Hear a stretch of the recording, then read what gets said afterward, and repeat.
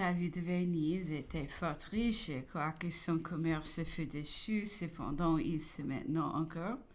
La seule famille de livres d'or avait en part de l'administration. Ils remplissaient le Sénat, le Conseil, le 46 et autres magistratures, ce qui excluait les nobles de la terre ferme. Ceux-ci comptaient parmi eux un grand nombre de familles riches, illustres et puissantes qui, sujettes et privées de tout pouvoir, demeuraient sans considération et jalousie en beaucoup la noblesse souveraine de Venise. Ce noble de terre ferme descendait en partie des anciens condottieri, des anciens podestats, aux autres personnes qui, je dis, avaient joué un grand rôle dans les républiques de leur vie et dont les ancêtres, après s'être opposés longtemps aux entreprises de Venise, avaient été victimes de la politique de cette république. Ainsi, à la jalousie et à la haine qui leur inspirait la nature du gouvernement se joignaient encore les ressentiments historiques soigneusement perpétués. Ces provinces de terre ferme étaient généralement mécontentes et fort peu attachées à leur gouvernement. La plus grande partie du peuple faisait comme commune avec la noblesse de terre ferme une portion.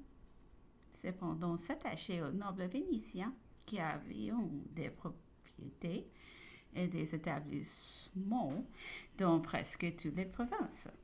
Les prêtres étaient sans crédit, sans considération dans la République, que de très bonne heure s'étaient affranchis de toute influence de la part du pape.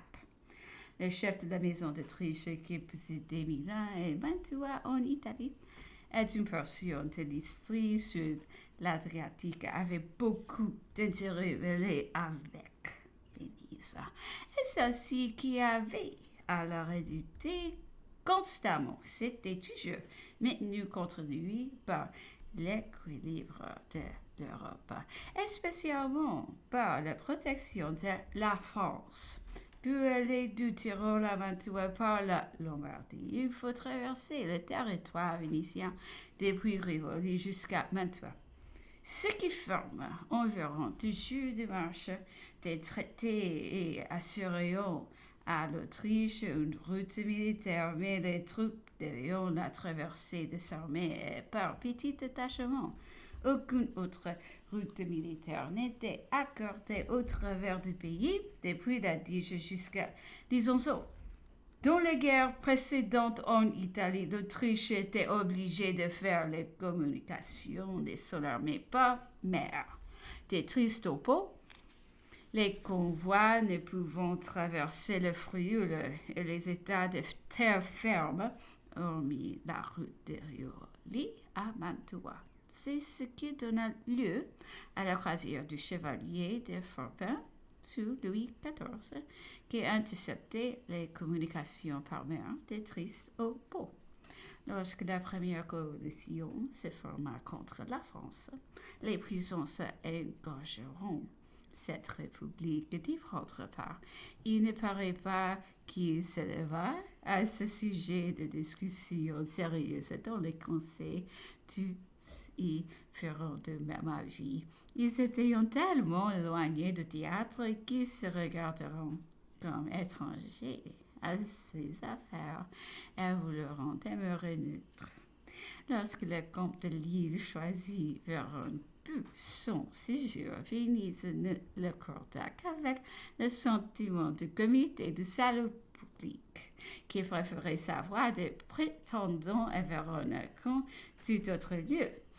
Quand les troupes françaises marcheront en 1794 vers Ornay et que leur camp s'établit à Savone, on crut l'Italie menacée d'invasion et plusieurs puissances se réuniront en congrès à Milan. Venise refusa d'y paraître, non qu'elle ne condamna les principes français, mais redoutait de se livrer à la merci de l'Autriche. Le danger d'ailleurs lui paraissait très éloigné. Mais quand Napoléon parvint à Milan et que Beaulieu se réfugia épouvante derrière la maison. Qu'il entra le pesqueur et y assis à droite dans l'espoir de défendre la mission. Alors l'incertitude de les armes furent grande dans la République. L'espace immense qui avait séparé jusqu'à-là la lutte de la démocratie et de l'aristocratie était franchi. La guerre des principes et celle des canons se trouvaient au sein de l'État. Des vives orageuses discussions agiteront le Sénat qui se partagea entre trois opinions. Pizarro et les plus jeunes sénateurs partisans de l'Autriche voulaient que l'on se déclarât contre la France. Ils voulaient la neutralité, mais la neutralité armée. Ils voulaient qu'on jeta des fortes garnisons dans Pescara, Brescia, Bergame, dans Porto, Legnano et Verona.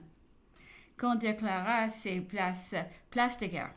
Ils voulaient qu'on leva 50 000 hommes, qu'on arma avec activité les lagunes, qu'on y plaça les chaloupes canonnières, qu'on équipa une escadre peut tenir l'Adriatique et que, dans cette attitude formidable, on déclara la guerre aux premiers qui violeraient désormais le territoire.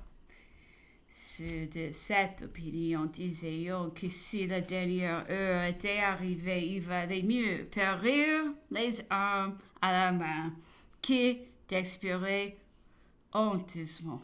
Qu'en défendant le territoire, on empêcherait les idées françaises d'inoculer dans les principales villes, qu'on obtiendrait des deux parties ennemies d'autant plus de ménagement, qu'on se serait mis plus aux mesures d'en exiger, que si au contraire on ouvrait paisiblement les portes et qu'on laissa entrer les Français dans les grandes villes de terre ferme, alors la guerre des deux grandes puissances s'établissait sur le territoire de la République et dès ce moment la souveraineté lui échappait. Que le premier devoir du prince est de protéger ses sujets. Oh, le pourront-ils l'être si on ne sait établir le théâtre de la guerre sur le territoire? Les campagnes seront ravagées, les villes brûlées successivement par les deux armées. Alors les peuples malheureux perdront toute estime, tout respect pour l'autorité qui les abandonne. Les germes des mécontentements et des jalousies qui existent déjà fermenteront. Avec violence, la République expirera donc, mériter même les regrets de l'histoire. L'opinion à laquelle se rallieront tous les vieux sénateurs était de ne prendre aucun parti décisif.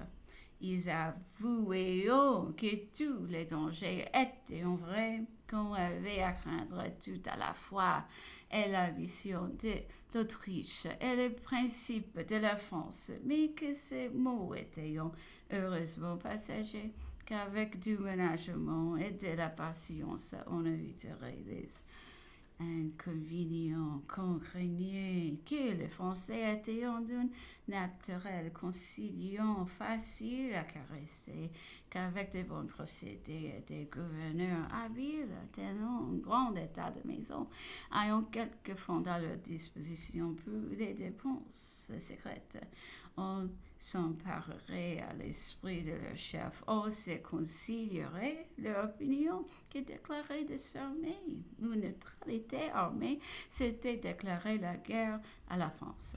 Qu'on ne pouvait leur fermer des portes qui avaient été ouvertes à leurs ennemis, sans leur donner un juste sujet de guerre, ou pouvait-on songer sérieusement à leur résister avec quelques milliers d'esclaves? La République ne devait pas compter sur les Bresciens ni sur les Bergamasques qui s'insurgeraient tout d'abord et qui, si l'on venait à combattre, les Français trouveraient aussitôt dans leurs partisans de la terre ferme un équivalent au levé qu'on pourrait faire venir contre eux et de la Dalmatie.